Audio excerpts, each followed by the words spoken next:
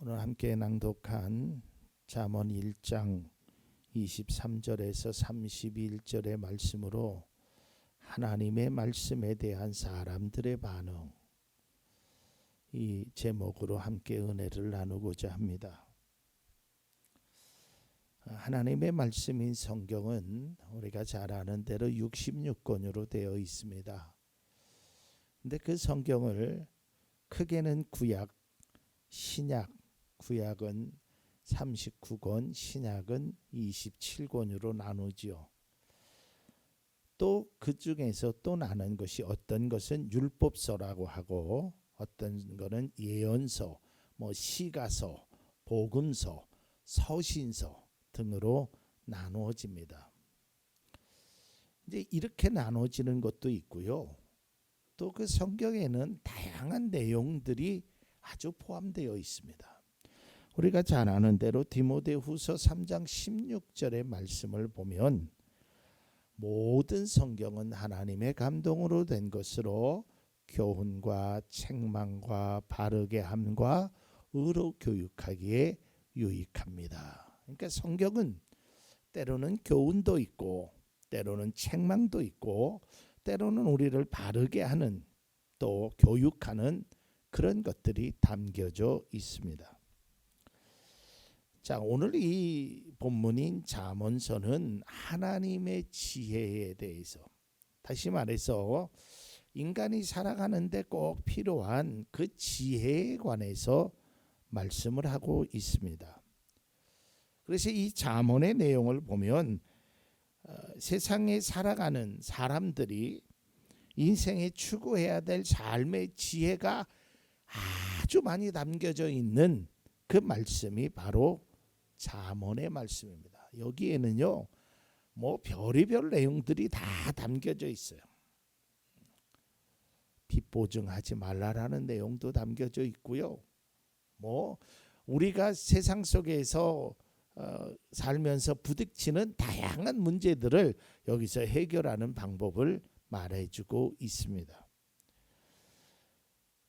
잠언에는 하나님의 교훈, 다시 말해서 하나님의 지혜에 관해서 말하고 있는데요. 이 지혜가 최고의 우리가 가져야 될 귀한 것임을 말하고 있습니다. 잠언 1장 7절에 보면 그 지혜가 이런 것임을 이야기합니다. 주님을 경외하는 것이 지식의 근본이다. 잠언 9장 10절에도 주님을 경외하는 것이 지혜의 근본이요 거룩하신 일을 아는 것이 슬기의 기본이다. 다시 말해서 우리가 정말 지혜를 얻고자 한다면 하나님을 통해서 주시는 그 지혜, 그것을 얻으라고 하는 것입니다. 저도 세상을 살아보면 때로는 지식이 부족하여서 우리가 손해보는 경우들도 있습니다. 또 지식이 많음으로 다른 사람보다 어떤 유익된 일을 또 편하게 행할 수 있지요.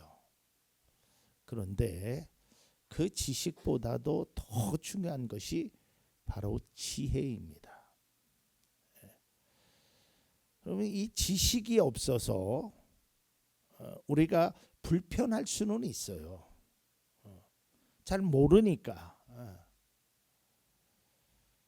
그러나 이 지혜가 없으면 불편한 것을 넘어서 우리의 삶에 치명적인 아픔이나 상처를 입게 되는 것이 바로 지혜입니다. 그러니까 삶에 있어서 지식도 필요하지만 이 지혜가 우리에게 먼저 더 필요하다라는 것을 우리는 알아야 합니다. 지식은 조금 부족해도 괜찮아요. 좀 심하게 말하면 몰라도 괜찮아요. 하지만 지혜는 꼭 우리에게 필요한 것입니다. 그 지혜 중에 하나를 오늘 잠언에 있는 말씀을 통해서 함께 은혜를 나누고자 하는 건데요. 그 내용 중에 하나가 바로 이겁니다. 하나님의 책망에 대해서 우리는 어떻게 반응할 것인가? 책망이라는 것을 좋아하는 사람은 아무도 없지요. 참 어려서 부모님에게 혼나기도 하고요. 선생님한테 혼나기도 하지요. 책망받는다는 것, 그 결코 사람을 기분 좋게 하지는 못합니다. 그런데요, 그 책망이 나에게 아주 유익이 됨을 우리는 알아야 합니다. 제가 어려서도 참 책망을 많이 받았거든요. 학교 선생님으로부터도 그랬고 할머니로부터도 책망을 많이 받았는데 돌이켜보면 그 책망을 제가 잘 받아들였다면, 어르신이 하는 그 말씀을 잘 내가 마음속에 새겼다면, 또 그 책망대로 내가 그러한 삶을 살았다면 하는 후회가 지금 굉장히 막심합니다.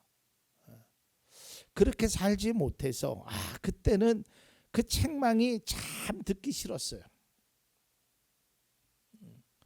외면하고 싶었어요. 무시하고 싶었어요. 짜증이 났어요. 화도 났어요. 그런데 그 책망을 무시한 결과가 결국은 나에게 유익하지 않다라는 것을 나중에서 깨닫게 됩니다. 저는 잠언 말씀을 묵상하다가 이 말씀이 마음속에 탁 와닿았어요. 나는 과연 사람의 책망도 때로는 무시하여서 이렇게 큰 손해를 봤는데 하나님의 책망에 대해서 나는 어떠한 반응을 보인가? 오늘 본문에서 그리스도인들에게 매우 중요한 지혜를 말하는데요. 그것이 하나님의 책망에 대해서 너희는 어떻게 반응할 것인가 라는 거예요. 잠언 1장 25절입니다. 도리어 너희가 내 모든 충고를 무시하며 내 책망을 받아들이지 않았으니. 또 1장 30절에 보면 내 충고를 받아들이지 않으며 내 모든 책망을 업신여긴 탓이다. 하나님께서는 이스라엘 백성들에게 충고하셨어요. 때로는 교훈하셨어요. 그리고 출애굽기 20장에 보면 모세를 통해서 십계명이라는 것을 주셨어요. 너희는 이렇게 하지 말아라. 또 너희는 이렇게 해라 라고 10가지의 계명을 주셨어요. 그런데 이스라엘 백성들은 그 하나님의 말씀, 하나님의 그 교훈, 때로는 그 하나님의 책망을 무시했어요. 받아들이지 않았단 말이죠. 그리고 그 하나님의 책망을 때로는 업신여겼어요. 요즘 노땅이라는 말을 들어보셨지요? 물론 어른들에게도 책임은 있습니다. 젊은 세대를 이해하지 못하고 그들의 생각을 무조건 반대하는 그런 어른들의 생각도 잘못된 것이죠. 그러나 그렇다고 해서 모든 어른들의 말씀을 노땅이라고 무시하거나 그들의 말씀을 받아들이지 않는 것은 또한 젊은이들에게도 반성해야 되고 뒤돌아봐야 될 일입니다. 그런데 하물며 그리스도인들이 하나님의 책망에 대해서, 하나님의 교훈에 대해서 받아들이지 않는다면 결국에는 어떻게 됐습니까? 이스라엘의 역사, 창세기서부터 계속된 역사를 바라보면 그 말을 듣지 않은 결과 결국은 내가 손해를, 내가 아픔을, 내가 고통을 당했다는 것이죠. 하나님께서 분명히 말씀했습니다. 이 동산의 모든 것들은 다 먹되 하나는 먹지 말아라. 그게 하나님의 말씀이에요. 네가 먹는 날에는 정녕 죽으리라. 이게 하나님의 충고예요. 그런데 먹었죠. 결국 어떻게 됐어요? 에덴에서 쫓겨나게 되고요. 또 어떻게 됐어요? 여자는 애를 낳는 고통을, 남자는 땀을 흘리는 고통을 안게 되었다는 것이죠. 그러니까 그 교훈이나 그 책망을 무시하면 결국 그것이 나에게 큰 아픔으로 다가올 수 있다라는 거예요. 하나님은 에레미야에게 이렇게 말씀하셨습니다. 에레미야 17장 23절입니다. 그러나 너희 조상들은 아예 듣지도 않았고 귀를 기울이지도 않았다. 그들은 나에게 순종하지도 않았고 교훈을 받아들이지도 않았으며 고집을 꺾지도 않았다. 결국 어떻게 됐나요? 좋은 결과를 만들었을까요? 그렇지 않아요. 결국에는 자신들의 고통과 자신들의 아픔을 경험할 수밖에 없게 되었단 말이죠. 앞서도 이야기했지만 저도 마찬가지고 사람은 누구에나 자신에게 책망을 하는 소리를 좋아할 리가 없지요. 또 나이가 들어서는 더더욱이나 책망의 소리를 듣는다는 것은 자존심의 문제라고 생각하죠. 야, 지금 내가 나이가 몇 살인데. 여러분, 우리가 책망을 들을 때 꼭 조심해야 될 것이 있습니다. 그것이 바로 책망을 듣는 사람의 태도와 반응인데요. 이런 반응은 합당하지 않습니다. 내가 지금 어떤 사람인데 감히 나에게 책망을 해? 나도 다 알아. 그러면서 그 책망을 무시하거나 자신의 어떤 위치나 이런 것들에 대해서 책망의 소리를 전혀 들으려고 하지 않는 그런 자세는 바람직하지 못합니다. 우리가 그렇다고 해서 모든 책망을 다 들으라는 이야기가 아닙니다. 정말 나에게 필요한 것이라면 그 소리를 들을 줄 알아야 된다는 거예요. 그리고 그 말씀대로 행하려고 애쓰는 것이 우리에게 필요한데,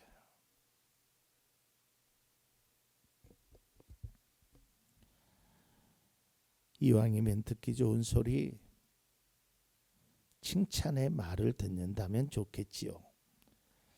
하지만 때로는 책망의 소리를 하더라도 그것이 진정으로 나의 삶에 필요한 것이라면 내가 들어야 합니다. 다윗이라는 정말 하나님으로부터 놀라운 은혜를 받고 이스라엘 왕으로 많은 사람에게 칭송을 받았던 왕이 바로 다윗이지요. 근데 다윗에게 어느 날 나단이라는 선지자가 찾아와서 왕을 책망하는 겁니다. 어떻게 왕이 그런 일을 행할 수 있습니까? 왜냐하면 자신의 부하의 아내인 밧세바를 취했기 때문이죠. 그러나 당시의 왕에게 충고를 한다라는 것은요, 쉽게 용납될 수 있는 문제가 아닙니다. 감히 나에게, 내가 이 나라의 왕인데 그런 일을 가지고 나에게 충고를 해? 얼마든지 그럴 수 있었겠죠. 그러나 다윗은 그 하나님의 책망으로 듣고 자신의 잘못을 뉘우치게 됩니다. 사무엘하 12장 13절입니다. 그때 다윗이 나단에게 자백하였다. 내가 주님께 죄를 지었습니다. 이때 다윗이 지은 시가 시편 51편인데요. 51편에 그는 이렇게 기도합니다. 51편 2절과 3절입니다. 내 죄악을 말끔히 씻어주시고 내 죄를 깨끗이 없애주십시오. 나의 반역을 내가 잘 알고 있으며 내가 지은 죄가 언제나 나를 고발합니다. 그러니까 나단이라는 선지자가 한 말을 하나님의 충고로 듣고 깨달았단 말이죠. 이러한 다윗의 모습을 보고 하나님은 다윗을 용서하십니다. 여러분, 우리도 때로는 삶을 살면서 잘못된 행동이나 때로는 죄를 지을 수 있습니다. 죄를 안 짓는 사람이 어디 있겠습니까? 근데 이때 중요한 것은 내가 죄를 지었느냐 안 지었느냐, 잘못을 했느냐 안 했느냐, 이거보다 더 중요한 것이 있는데 그 죄에 대한, 그 잘못에 대한 나의 반응입니다. 다시 말해서 어떤 사람을 통해서나 하나님의 말씀을 통해서 내가 그 교훈, 책망, 때로는 충고를 무시하는 거예요. 자신의 잘못을 인정하지 않는 겁니다. 또 하나, 합리화를 하면서 핑계를 일삼는 거예요. 바람직하지 않습니다. 특히 성령께서 내 마음에 주시는 음성을 거부하는 것 또한 더더욱이나 바람직하지 못하다는 것입니다. 그리스도인들은요, 세상의 말도 들어야 되지만 하나님의 말씀에 먼저 귀를 기울여야 합니다. 언젠가 설교에서도 말씀드렸듯이 믿음의 사람은 믿음의 말을 들을 줄 알아야 돼요. 하나님의 천사로부터 소돔과 고모라 성이 멸망할 것을 롯이 듣게 됩니다. 그래서 롯이 가족들에게 알리는 겁니다. 야, 이 성이 불바다가 되니까 우리 빨리 이 성을 도망가야 된다. 이 성을 빠져나가야 된다. 여기 있다가는 우리는 다 죽게 된다. 아주 급한 마음에 딸들에게 찾아가고 가서 이야기합니다. 이때 그 사위들의 반응은 이랬습니다. 창세기 19장 14절입니다. 롯이 나가서 자기 딸들과 약혼한 사위들에게 이 사실을 알렸다. 롯이 그들에게 말하였다. 서두르게 이 성을 빠져나가야 하네. 주님께서 이 성을 곧 멸하실 걸세. 그러나 그의 사위감들은 그가 농담을 한다고 생각하였다. 결국 어떻게 됐나요? 소돔과 고모라 성은 불바다가 되었고 롯과 두 딸만 안전하게 나오게 됩니다. 여러분, 오늘 본문에서도 그렇고요, 우리의 삶에서도 꼭 기억해야 될 것이 있습니다. 계속적으로 서두에서도 말씀드렸고 중간에도 말씀드렸고 또 말씀드리지만 책망의 소리를 다 싫어하지요. 저도 듣기 싫습니다. 그러나 듣기 싫어도 들어야 합니다. 왜냐고요? 그것이 나의 삶을 바른 길로 인도하고 심지어는 내 생명까지도 지켜줄 수 있다라는 것이에요. 제가 아주 예전에 아주 어렸을 때입니다. 저 팔당댐에 그 동네 형들하고 함께 놀러 갔는데 이 팔당댐이라는 것이 아주 굉장히 넓고 수위도 깊어요. 그래서 거기 가면 수영 금지 이렇게 써놨어요. 근데 옛날에는, 요즘은 그렇지 않는데 옛날 제가 어렸을 때 기억하는 건 수영 금지하고 거기에다 뭘 그려놓냐면 해골을 이렇게 그려놓습니다. 이 말은 너 여기서 수영하면 저렇게 해골이 돼, 이런 상징적인 의미로 해골을 그려놨었어요. 수영 금지. 근데 저는 그때 수영을 아예 하지 못했던, 또 물을 되게 무서워해야 했던 아이라서 수영을 할 생각조차 안 했어요. 그런데 저와 같이 갔던 두 사람이 수영을 하겠다고 물속에 참봉, 그것도 서로 시합을 하겠다고. 분명히 수영하지 말라고 했는데 그 경고를 무시한 겁니다. 수영하면 죽는다고 했는데 그 충고를 업신여겼던 거예요. 내가 수영을 얼마나 잘하는데 이까진 물에 내가 죽을 것 같아? 웃기지 마. 그런데요, 한 사람은 이렇게 왔는데 한 사람이 딱 마지막 돌아오는 순간에 거기서 물 회오리가 치더라고요. 이렇게 물이 돌아가는 거. 그 사람이 그 환경 속에서 제일 먼저 했던 말이 뭔지 아십니까? 살려줘 하고 물속으로 쑥 들어가는 거예요. 뭐 제가 수영이라도 할 줄 알아야 거기 뭐 뛰어 들어가든지 뭐라 하죠. 그러더니 다시 올라와요. 막 허부적거리면서 또 한 말이 살려줘 하는 거예요. 결국 어떻게 됐을까요? 그래도 다행히 마지막 세 번째 살려줘 하기 전에 죽을 힘을 다해서 거길 빠져나와서 생명은 건졌어요. 제가 이 설교를 하면서 옛날 일을 회상해 봤어요. 아니 들어가면 죽는다고 했는데 안 들어갔으면 살려줘 할 필요도 없는데 그 고생할 필요도 없는데 그 고통을 당할 필요도 없는데 죽음을 넘나드는 그 위험의 그 고비를 맞이할 필요도 없는데 왜 굳이 거기를 들어가서 그러냐 이 말이에요. 그 인간의 어리석음이라니까요. 고집이에요. 자만심이에요. 오늘 성경도 이야기합니다. 너희들이 그렇게 하지 말아라. 그렇게 하면 안 된다. 내 교훈을 무시하면 안 된다. 내 충고를 외면하면 안 된다. 하나님이 말씀했어요. 그러나 그들은 그 말을 듣지 않았어요. 결과 어떻게 됐을까요? 오늘 본문이 27절에서 30절입니다. 28절입니다.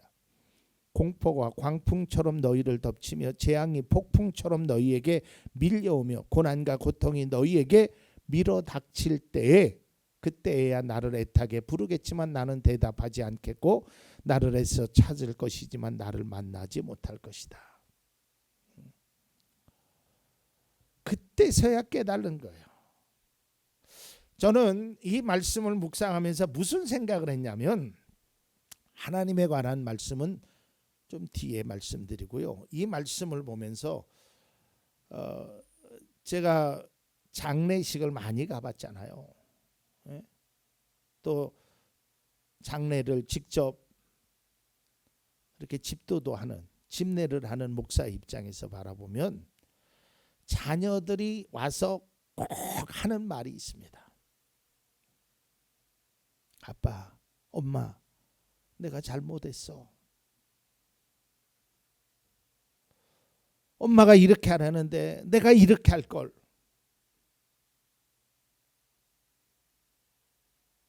근데 그때는 불러도 소용없더라고요.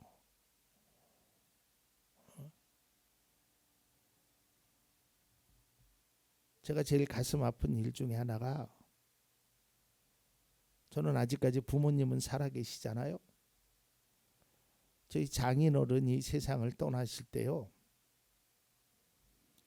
제가 병원에 가서 늘 장인어른과 또 장인어른이 저를 굉장히 많이 의지하셨어요. 근데 그날은 제가 너무 피곤해서 병원을 안 갔어요. 그런데 그날 저녁에 세상을 떠나셨어요. 그리고 더 가슴 아픈 이야기는 그렇게 저를 찾으셨대요. 진욱이 아빠 어디 갔어? 그때 갈 걸. 근데 아무리 죄송하다고 하고 아무리 불러도 우리 장인어른은 만날 수 없었어요. 대답할 수가 없었어요. 여러분 사람과의 관계도 마찬가지고요. 특별히 하나님과의 관계도 마찬가지예요. 아까 27절에서 28절을 다시 한번 보여주세요. 28절을 특히 보세요. 그때 나를 애타게 부르겠지만 나는 대답하지 않겠다. 너희가 찾지만 나를 만나지 못할 것이다. 이 말은 하나님께서 내 말을 무시했으니까 요놈아 좀 한번 아파봐라. 고통을 당해봐라. 이런 뜻으로 이 말씀을 해석하는 것은 바람직하지 않습니다. 이 말의 방점은 어디 있느냐면 너희들이 고통과 고난이 폭풍처럼 다가오니까 내 말을 명심하라라는 하나님의 교훈에 있다라는 거예요. 여러분, 어떤 부모가 아이에게 이야기해요. 야, 너 그거 하지 마. 거기 가지 마. 근데 갔어요. 근데 가가지고 그 부모의 말을 외면하고 무시해서 다쳤어요. 고통이 왔어요. 그러면 부모가 그것 봐라 요놈아 쌤통이다. 이럴 부모가 어디 있겠어요. 그 봐라 이 녀석아. 엄마 아빠가 그거 하지 말라고 했지.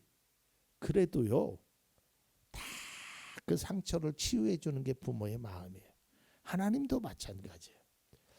근데 하나님은 왜 이 말씀을 잠언을 통해서 솔로몬이라는 사람을 통해서 이 말씀을 행했냐면 모든 역사적인 과정을 통해서 너희들이 내 충고를 무시하고 내 교훈을 무시하면 이런 꼴을 당하니까 이렇게 하지 말아라 하면서 만일에 그렇게 하면 내가 너를 정말 보지 않을 거다라고 하나님의 굳은 마음을 이야기하는 거예요. 하지 말아라라는 거예요. 제가 앞서도 얘기했지만 물놀이를 가면 가끔 이런 문구가 써여 있어요. 음주 수영 금지. 술 먹고 수영하지 말라라는 거죠. 거기에 그렇게 또 써 있습니다. 그렇지 않으면 형사처벌을 받습니다. 또 이것은 물이 깊어서 수영하면 안 됩니다. 죽을 수 있습니다. 이거는 형사처벌이 목적이 아니고 죽는다고 경고하는 것이 목적이 아니고 그렇게 하지 말 것을 간곡하게 그 내용 속에 담고 있다는 거예요. 여러분 오늘 하나님께서 우리에게 말씀하는 것도 마찬가지예요. 네가 고통당하면 내가 외면하겠다. 그게 아니고요. 내 말을 무시하면 고통당할 수 있으니까 고통당하니까 그동안 많은 사람들을 봐라. 그러니 그렇게 하지 말라라는 하나님의 간곡한 간절한 마음의 표현이라는 것이죠. 이제 말씀을 맺고자 합니다. 오늘 잠언의 말씀을 통하여 우리가 반드시 깨달아야 된 것은 하나님의 말씀 때로는 교훈과 책망에 대해서 우리가 어떻게 반응할 것인가요? 이것을 받아들이지 않고 그냥 무시하거나 심지어는 업신여긴다면 결국 내 손해입니다. 이런 말씀드리면 여러분들은 어떻게 받아들일지 모르지만 저에게도 마찬가지고요. 제가 깨달은 사실은 하나님의 말씀을 듣지 않으면 내 손해다. 자기 손해예요. 저는 절실하게 느꼈어요. 정말 내 손해예요. 그래봤자 내 손해야. 우리를 향한 하나님의 계획은 징계가 아닙니다. 사랑이며 관심입니다. 어떤 부모가 자녀를 징계하기를 원하겠습니까? 사랑하기 때문에 말하는 것입니다. 관심이 있어서 교훈하는 것이고 책망하고 충고하는 것입니다. 사랑이 없으면 책망할 필요도 없어요. 사랑이 없으면 충고할 필요도 없어요. 그냥 비웃으면 돼요. 제가 어제도 저녁에 어디를 갔다가 이렇게 오는데 뭐 이렇게 이야기하면 뭐 세대하고 좀 틀릴지 모르지만 어떤 여자아이가 길에서 쪼그리고 앉아서 담배를 피는 모습을 봤어요. 제 딸아이보다도 훨씬 어린 아이가. 근데 저는 그 모습을 보면서 그에게 충고나 교훈이나 뭐 어떤 말도 하지 않았어요. 왜? 관심 없으니까. 사랑하지 않으니까. 해봤자 소용없고 할 필요성을 느끼지 않았어요. 그러나 만약에 그 아이가 내 친척이나 내 자녀였다면 분명히 이야기를 했겠죠. 야, 여기는 담배 피는 장소가 아니란다. 그리고 이렇게 하는 것은 바람직하지 않다. 하나님도 마찬가지입니다. 우리를 향하신 그 하나님의 말씀은 우리를 사랑하기 때문에 말씀하는 거예요. 그걸 깨달아야 돼요. 하나님은 우리를 의의 길, 생명의 길로 인도하시기를 원합니다. 그래서 우리는 그의 길을 따라야 되고 그분의 음성에 귀를 기울여야 합니다. 사랑하는 성도 여러분, 하나님의 말씀에 나는 어떻게 반응하는지, 때로는 사람을 통해서, 말씀을 통해서, 어떤 환경을 통해서 나에게 충고할 때 그것을 무시하거나 외면하지 마십시오. 업신여기면 안 됩니다. 나의 삶에 그동안 나를 향한 충고에 대해서 내가 어떻게 반응했는지 한번 우리의 삶을 뒤돌아보는 좋은 계기가 될 수 있었으면 합니다.